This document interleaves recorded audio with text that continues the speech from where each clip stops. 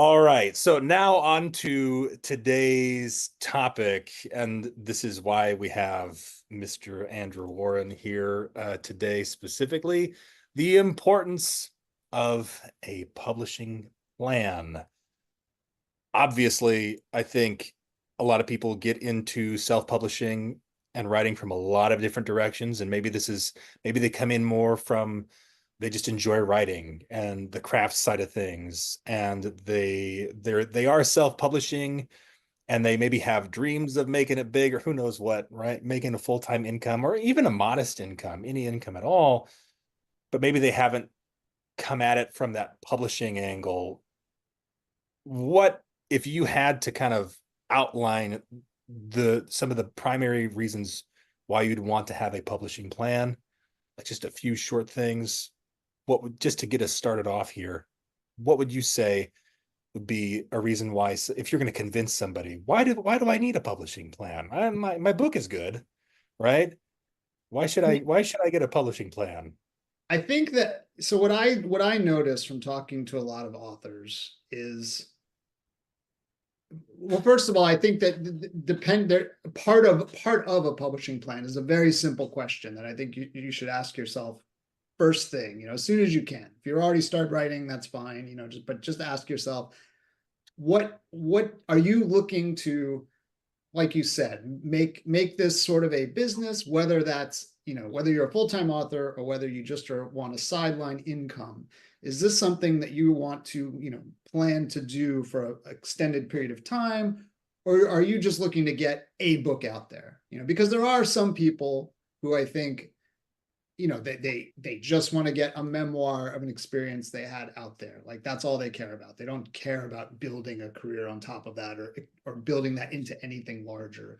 Or I've talked to people who their mother always wanted to publish a book, and she's, elderly, and they want to just help her get this one book out there in her life, and that's all they're looking to do.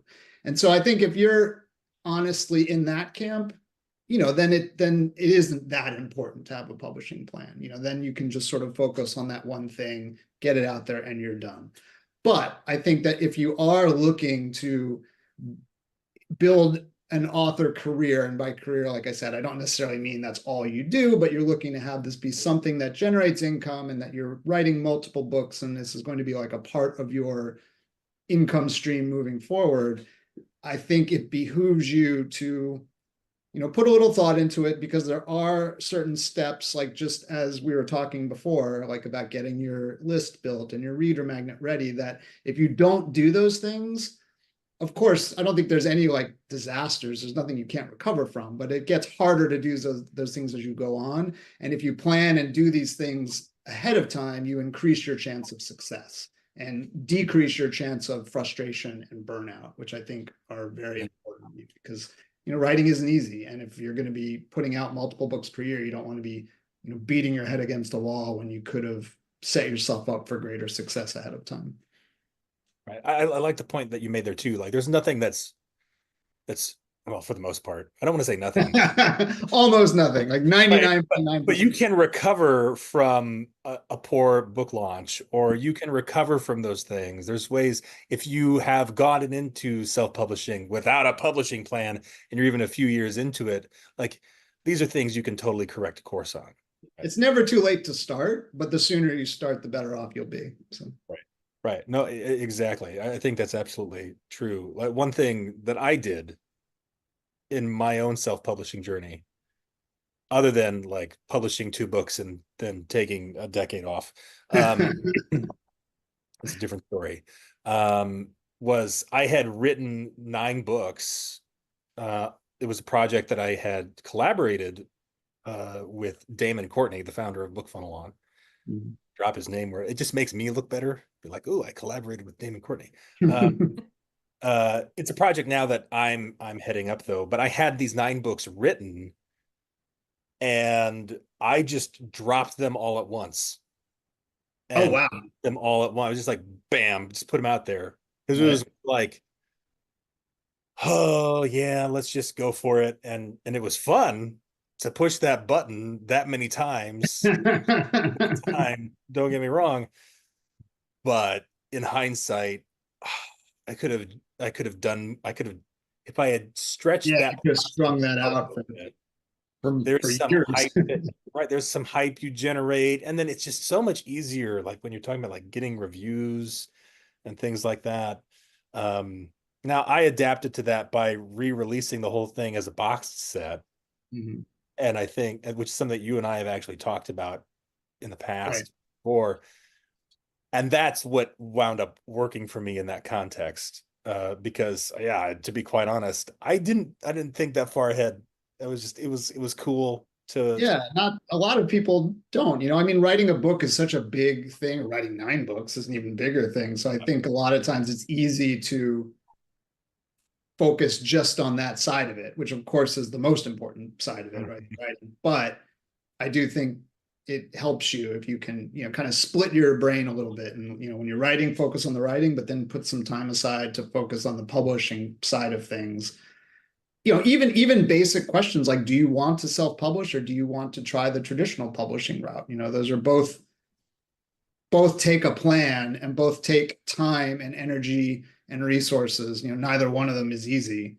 And you need to look at it, kind of weigh the options on what's right for you. Yeah.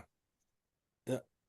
The thing that stands out to me, you're talking about, and I think you mentioned, I'm not sure if you mentioned this earlier or this was before we actually started recording the podcast here, but there's writing decisions that you can make. Yes. Yeah, that also can impact the publishing. And so one thing that I've done intentionally is I am writing this series in a universe with, and I'm building that universe up. And I plan to continue writing in that universe even outside of the series that I'm writing. I'm going to write other series in this universe into, like, for the next, I don't know, 10, 15 years. Is who knows how long. I'll get bored of it eventually, probably, but I've kind of committed to that. And not to say that everybody has to do that, but that's given me a very clear vision and goal of how I'm going to also then publish, because everything's interconnected. And the reason why I like to do that is because if I publish a new series in the same universe, I'm building that universe more. So the people who like that first series are going to be invested in that. Right. And people who, when I launch that new series as a new series, people who come to it and have never read anything from me before be like, oh, there's a whole lot more here that I have to discover, even beyond just these, like, 2 or 3 books in this new series that I'm reading. How important is it to like have a vision of that ahead of time? And is that another thing that you can kind of adapt to later on and adjust? I mean, first of all, I think it's critical to have some sort of idea about that. And I think these are some of the early questions you should ask yourself. And M had sort of mentioned something similar to this.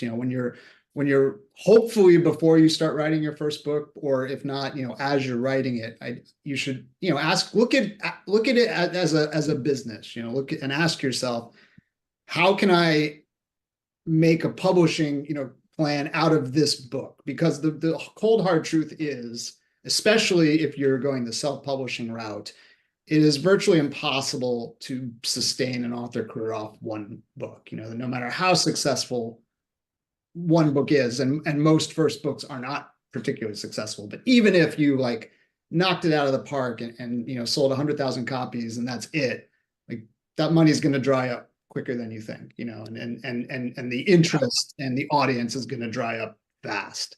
So I think it doesn't necessarily, I mean, what you're describing is probably like best case scenario, like a sprawling universe that you can write, a long series in, and write Mhm. spin-off series, as Yeah. well. Like that's great. And that's a great plan. But if someone is writing something that doesn't lend itself to that, I try to stress to the authors I talk to, there's still ways that you can build and extend an IP. So for instance, I was working with a writer who writes like a kind of uh, new Western crime, type thing. And he's like, well, I just don't see how I can extend this into a series. Like, the character story is wrapped up. And so I was like, okay, well, what if all your books are just set in this same town? or the same part of the country. Sure. And you kind of theme it that way. And it's I forget where the book was set, but let's just make it up. It's the Eastern Texas crime series, and each Yeah. book, maybe you could have a couple background characters that recur, like some cops and things like that, and tie it together that way. But I definitely think it's important to do two things: to look at how you can continue this book into a series, because that is almost required in order to be Mhm. financially successful. And B, of those ideas and of things you can imagine spinning into a series, like what do you enjoy? Like what do you want to write? Because like also as Em and I were saying, like, and I'm sorry, am I saying your name right? Em? Is Yep. that Emma, yes. Emma, Emma? yeah. Sorry. Okay, Emma. Maybe like, shifter harem romances are huge sellers, but if you hate that genre and don't enjoy reading in it, like it's a terrible idea, in my opinion, to then try to write six of them, like just because you think it's Yeah. money. So I think like you kind of need to do two things. You need to look at what can I create a long-term publishing plan out of, and from those ideas, like what appeals to me and what speaks to, the kinds of books I like to read and the things that I enjoy writing. Right. And Emma, I think there's always an overlap. You might take a little while to find it, but there's always something. Emma, as our expert in that field of those genres, which ones do you enjoy writing in, and which ones do you stay away from? Me, um, my and Andrew and I were discussing this before the podcast went live. Um, I started out in shifter romance, and it's fine. I like it, but I'm an epic fantasy romance girly, and that's my wheelhouse. And we were talking earlier about what advice Andrew would give newer authors, or even, I mean, I'm 8 years in, and 2 years ago, I finally, found my jam. Um, as far as publishing plan goes, what are your thoughts about sitting down and really thinking about alignment? Um, are you writing this because it's something you love to read, something you love to write, or should you really just go for the market, what you think the market is, and then, I don't know, shoehorn it in? I mean, what are your thoughts on that? I mean, definitely. I think it's critical that you find something that you can write in a series that you enjoy, because like I just think if you try to like force yourself to write something you don't really enjoy, it's gonna come through to the readers, in my opinion. I mean, and on top of that, I mean, look, I'm gonna keep saying this too, like writing is hard, it's hard to write a good book, it's hard to write a bad book. I mean, it's hard, it's I'm time a teacher. consuming, it takes discipline. So why spend that time writing something you don't enjoy when when I guarantee there are things you do enjoy that could be equally successful, and or even if slightly less successful enough, that it's worthwhile, but that you'll actually be enjoyed and fulfilled and excited by, versus like, oh God, like, okay, what's the big shifter trope this month? All right, I'll do that. If you don't enjoy it, to me, it sounds like torture. I don't see the point. Yeah. Should Yeah. authors focus on writing what they read, or is there some room I there? don't, I mean, I think that that's part of it. I don't think there are certainly genres I like to read that I don't know if I would enjoy writing. I mean, it took me a long time to write, say, science fiction. I started out writing thrillers, and I always like spy thrillers, particularly. So I'm not necessarily super interested in military thrillers, but I always loved spy thrillers. I grew up reading the James Bond novels that my dad had, and I loved those. Um, and I also write, and under a pen name, I write science fiction, but the science fiction that I write is not military sci-fi, which I think you could probably argue is the most popular and successful self-published sci-fi genre. But that's just not my favorite genre of sci-fi. I wasn't in the military. I don't have that experience. I don't write hard sci-fi, although I love science and I'm a science geek. When I write sci-fi, I prefer more like space opera, fantasy elements. Real science doesn't really come into play for me. So I think if I tried to sit down and write a military sci-fi book, I just don't think readers would enjoy it, because it wouldn't be true to who I am and the things I enjoy. I'd much rather even if it doesn't sell as well, when I write my space fantasy, readers send me emails saying, "Oh, I got this Easter egg to this B movie in there that I love, and this character's name comes from this comic book." So they know that I love what I'm writing about. It comes through, and I just, to me, that's the way to do it. Yeah. If you, so let's say you have written a book that doesn't neatly fit into one genre or the other, but you're stubborn and you definitely want to self-publish this thing and you want to develop a publishing plan for it. So this would, I might be speaking from experience here a little bit. My current series is neatly within military science fiction, but my very first series that I started, and well, I have aspirations to come back to it and finish it one day, is not. It's written like fantasy, but there are sci-fi elements. It's not neatly in one thing or the other. What do you do then? Because I'm sure there's plenty of people who are like that, and it's their first book, it's their baby. They don't want to let it go. What do you what would you suggest? Man, I mean, I have that problem with so we've spoken about this. My Talon series is Yeah, a combination. It actually, that series began as a joke. I was talking to a fellow author. We had co-authored some spy thrillers together, and he also enjoyed science fiction. And he had said to me, like, "Oh, maybe we could co-author a science fiction book." And I think he was thinking something more like The Expanse or military sci-fi, something along those lines. And I said to him, "Oh, or we could also do fantasy, because I enjoy both genres equally." And he was like, "Oh no," he's like, "I'm not too keen on fantasy. I like sci-fi better." And I was like, "Oh, well, we could just do Conan in space." I was joking. I just said it kind of off the cuff. But then later, we never did collaborate on science fiction. But later, like I was thinking, hey, like I would love to read Conan in space. Like that sounds awesome to me. And I just started like I couldn't get the idea out of my head. And I started seeing all these similarities in story structure between Star Wars and Conan, and like in the movie versions at least, like the hero, both their fathers get killed and they both find their father's sword in the course of the story. All these kind of mythic tropes that come up in both types of stories. And I just couldn't get the idea out of my head. So I wrote this series of space fantasy novels where it's a science fiction setting, but it is very much a sort of Conan barbarian character. And he yeah, uses a plasma axe, and gets in these like gladiatory fights and things like that. And it sells okay, but it doesn't sell great.